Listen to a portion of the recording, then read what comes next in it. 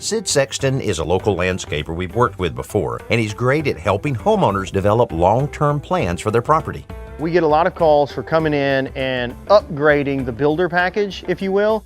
Danny gave me a little bit of an idea of what you were looking for, but why don't you tell me what you'd like to see back here? We're gonna get an outdoor living space with a pergola and a patio.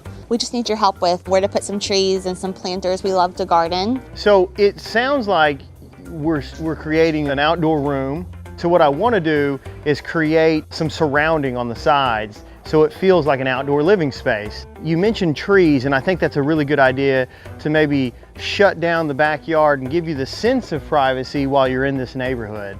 We selected a few trees that are relatively inexpensive, grow relatively fast, and do pretty well in this area.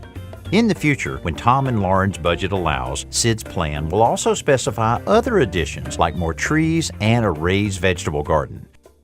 This will be our finishing touches. Crepe myrtles, lots of azaleas, lots of other plants, kind of take away the rough edges we have around our patio. We got a lot of plants to plant, and not such a pretty day to do it. Once we add the soil amendments Sid had recommended, we're ready for planting. While Chelsea locates all of the plants according to the plans, I'm busy hanging the TV and hooking up some decorative lights. This is going to be a beautiful backyard.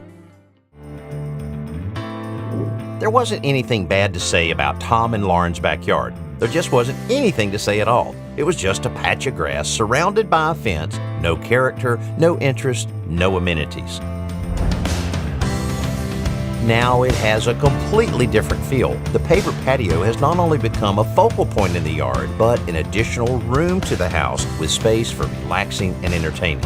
The simple pergola we built overhead helps cement the feel of a room and offers a little shade when the weather gets hot, not to mention a handy place to hang their brand new swing.